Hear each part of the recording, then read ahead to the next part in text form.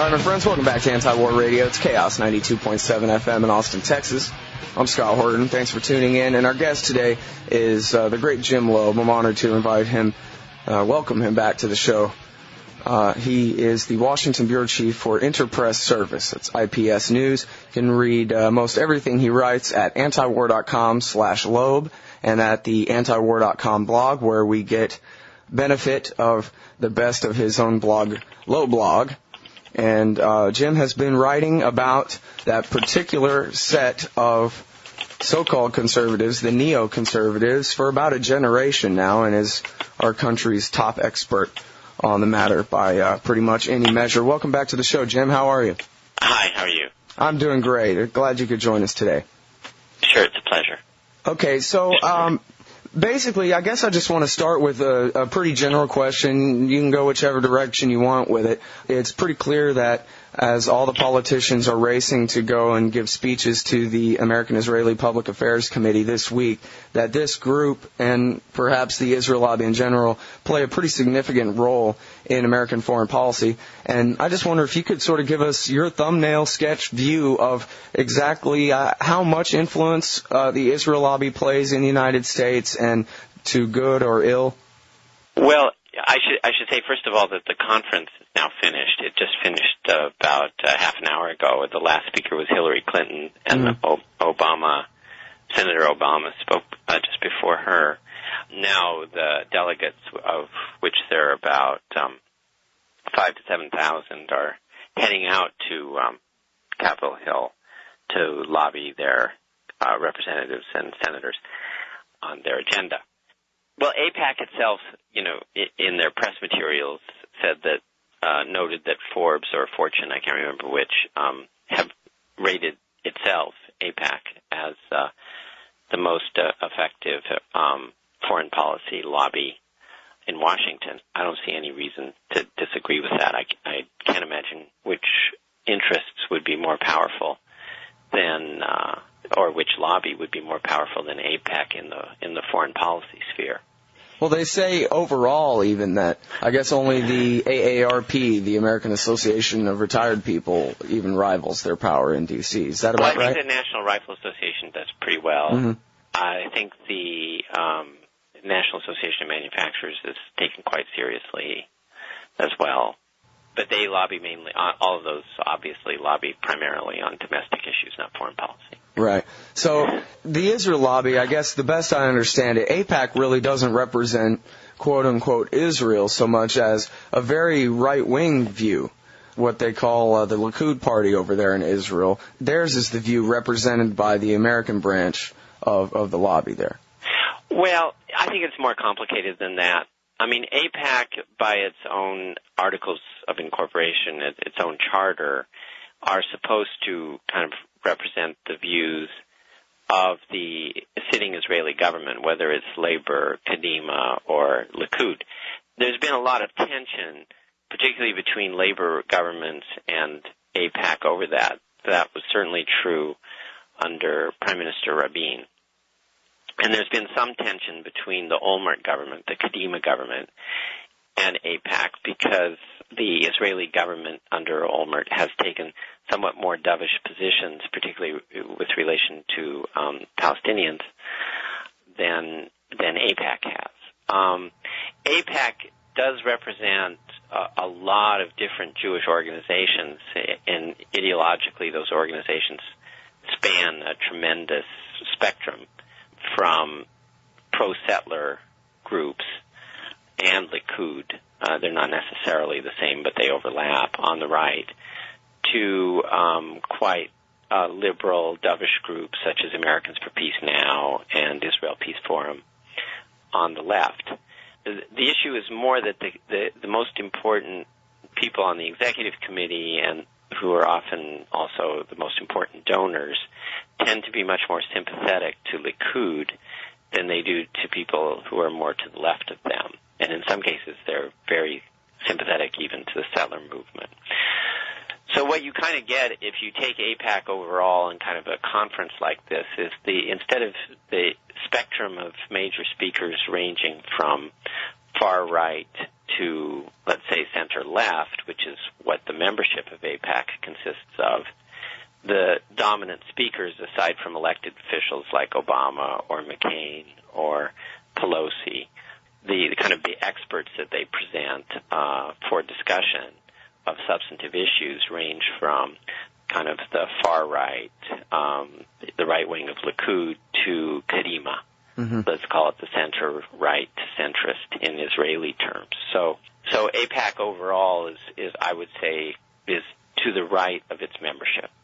Yeah, it seems like overall, in some opinion polls, and I guess I should have pulled up a few to reference here offhand, but off the top of my head, I think I remember seeing some opinion polls where most American Jews favor land for peace. Most American Jews oppose war with Iran, want withdrawal from Iraq. And these aren't the kinds of views that we see from AIPAC and the Israel lobby in D.C. at all, is it? Well, AIPAC's been pretty quiet on the Iraq question. On Iran, they're very hawkish, much more hawkish than the Jewish community at large.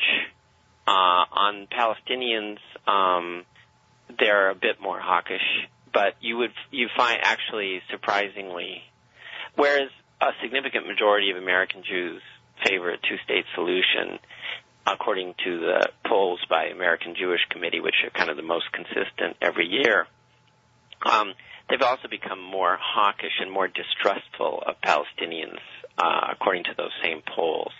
So there's more skepticism that the Palestinians are willing to have a two-state solution, or that they would be satisfied with that. So there is quite a lot of skepticism in the Jewish community as a whole.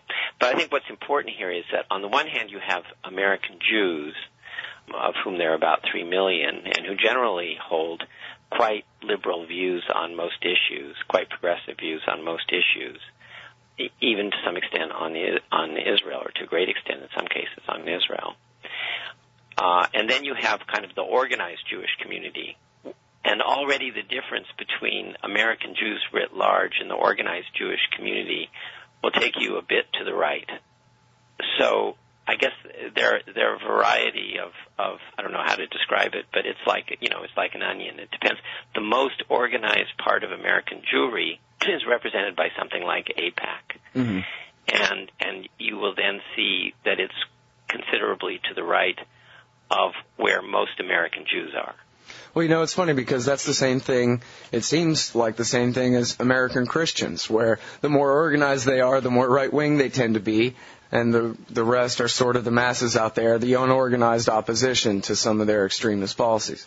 Yeah, I don't think that used to be so much like in the 60s and the 70s, when you had mainstream churches who were really quite active in civic affairs, quite progressive in their outlook, particularly with respect to foreign policy. 60s, early 70s. But then you had these new groups like Institute for Religion and Democracy, Ethics and Public Policy Center, which were funded by far-right foundations and backed and kind of were intellectually driven by neoconservatives who really, these groups really set out to diminish the influence of the progressive leadership of the mainstream churches. And one would have to say that they were really quite successful in doing that. So you don't hear from the progressive leadership of mainstream churches nearly as much as you did, say, 20 or 30 years ago. Mm-hmm. And now I want to play this clip for you here, Jim. This is it's shocking, but it's short. This is a clip of the Reverend John Hagee, who is, I don't know if he's the leader, but at least is a big part of Christians United for Israel, the minister from Cornerstone Church in San Antonio, and I believe the keynote speaker at last year's AIPAC conference.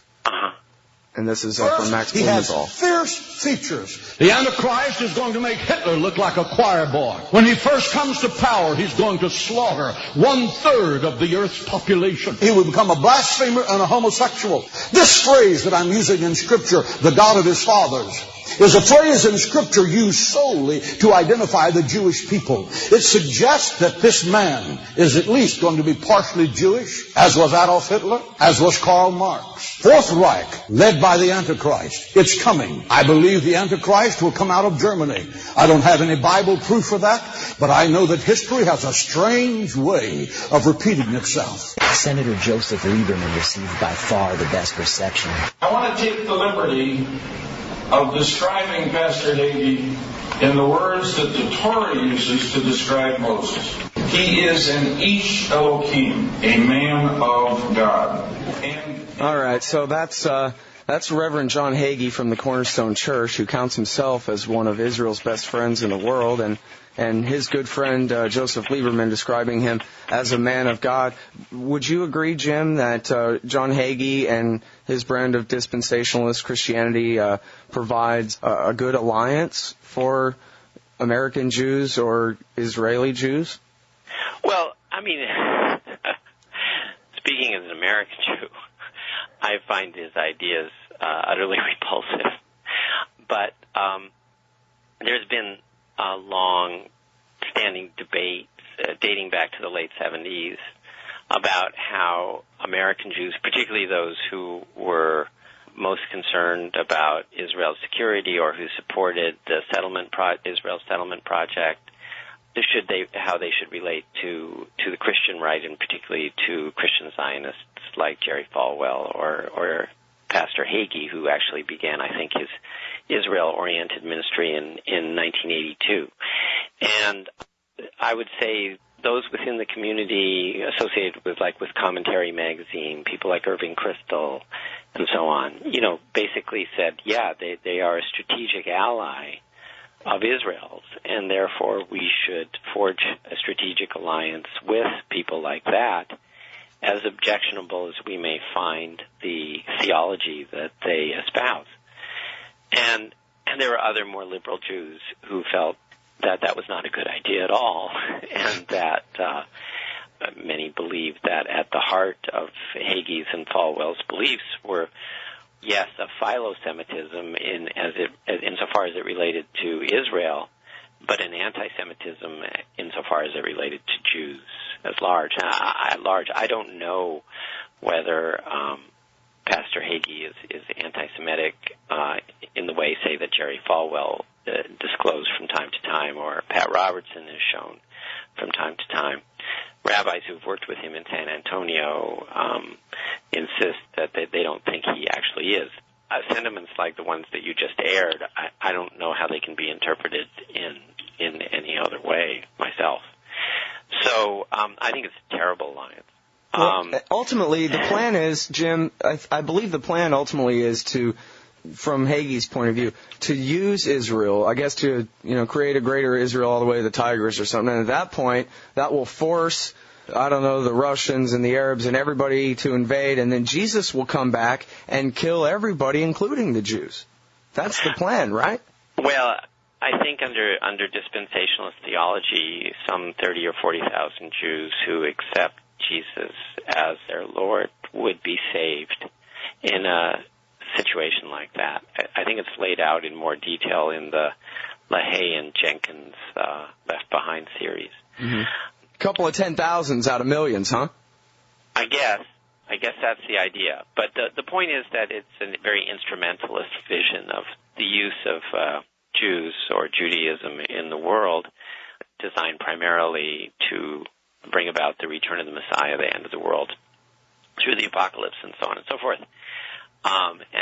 But Irving Kristol, I can quote him, I think, verbatim in a letter he wrote about this published in Commentary Magazine back in 1982, the same time that Hagee was getting going on his ministry, which was, it's their theology, but it's our Israel. Mm. That was his opinion. I don't think that is a majority view, even by people who are strong Zionists. I think a lot of people who are outside of the Likud or settler sphere feel very uncomfortable about that. Mm-hmm. Well, there are a lot of Americans who feel really uncomfortable, or I don't know how many, but some Americans I know feel pretty uncomfortable about Israel's role or the American Israel lobby's role in determining American foreign policy. And when we talk about a possible war with Iran, from here it seems, Jim, and I have an open mind and I'm willing to learn, but I can't really find any other interest in America other than Dick Cheney's warped mind that wants a war with Iran. That last fall, the CIA and 15 other intelligence agencies said that they're not pursuing nuclear weapons, and yet all week long, all the politicians are bowing and scraping at AIPAC, saying we will not let them continue to pursue nuclear weapons. All options are on the table, et cetera, et cetera. Is it just the Israel lobby pushing for war with Iran? Is there anybody else in America that's, a member of this war party? I think the so-called Israel lobby, and again, I think it's important not to define it too broadly. I mean, when you consider organizations like Americans for Peace Now or Israel Policy Forum part of the Israel lobby, yes, they are Zionist in that they believe there should be an Israel that exists, that is a Jewish state, but they don't necessarily believe it should impinge on the territory of others or should assert its sovereignty over Palestinians. They think that it should be a fairly modestly sized Israel and not necessarily control all of the West Bank and so on. Yeah, that's a great point. I don't mean to brush with too broad a stroke. Certainly do not favor war with Iran, and I would even go so far as to say that AIPAC itself does not favor war with Iran. I think some leaders in AIPAC would favor an attack on Iran if all else fails before Iran can achieve a nuclear weapon or can obtain a nuclear weapon. I think it's probably safe to say that. But I think most members of AIPAC hope that somehow there will be a solution that's short of that. But I would also say that those who feel that sabers need to be rattled as loudly as possible definitely consist of right-wing sectors of the so-called Israel lobby, and including, judging from the applause lines, including some of the leadership of AIPAC. When I talked to Andrew Coburn, he agreed that the neoconservative, or that the word neoconservative is really a biographical definition like that, but he said the neoconservatives are where the Israel lobby meets the military-industrial complex lobby. That's who the neocons really are. They're the amalgam of Northrop Grumman, Lockheed, and the Likud party. Does that sound about right? I think it's true to state that if you're looking for an economic base of the neoconservative movement, you would find it in military contractors. Yeah, I think that is correct. Of course, the same contractors have no hesitation about selling very, very large and sophisticated weapons to Arab states around Israel, and against which AIPAC and the, quote, Israel lobby will lobby hard in Congress.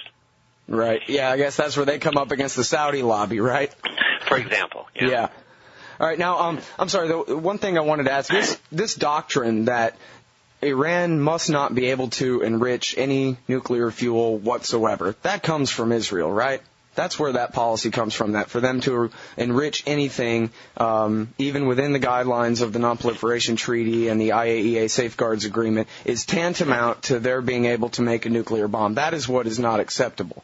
Yeah, I think that's generally the case. There is a non-proliferation lobby that exists independently of, let's call it the Israel lobby. And that lobby is not marginal in Washington. And they feel pretty strongly about the same kinds of things. They want very, very rigorous international safeguards on any enrichment that's going on, and they much prefer that enrichment take place outside of countries or regions even where there is substantial enmities among people. So there's a pretty strong alliance then between parts of the Israel lobby and that non-proliferation lobby who come together to support the American policy along those same lines.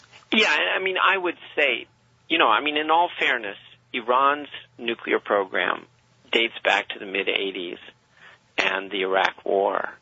And some of it was clearly carried out in secret, which is why the IAEA has taken such an interest in Iran's program, apart from pressure exerted by the United States or its allies. Because, I mean, there is a fear that if one country in the region beyond Israel, which is not a signatory of the Non-Proliferation Act, goes beyond that, outside that act, or develops the capacity to go outside that act and actually develop nuclear weapons, you will have a chain reaction. And that concern has existed for quite a long time. Mm-hmm. Okay, just one more question. I'll let you go, Jim. What about the freedom of discussion? I kind of get the feeling that if you weren't Jewish, that you couldn't really get away with writing the things that you write in your criticism of the right wing of the Israel lobby and the Israeli government, that you sort of have this cover, that it's okay for you to criticize and you won't be called an anti-Semite. Is that right? Well, there's a special word that I first ran across during a Democratic presidential year in 1976, which was self-hating Jew. Right. I've been called that from now and again. Yeah. And it's not a very complimentary expression. That's part of the territory, I guess. Sure. Do you think that it's easier to discuss differences and points of view on these issues, the Iran issue, the Palestinian issue in Israel than it is here in the United States? Oh, the public debate in Israel around all of these issues has historically been much broader than in the United States. I think that's become less true in recent years just because the Israeli left is not nearly as strong as it used to be, in part because of disillusionment over previous peace processes.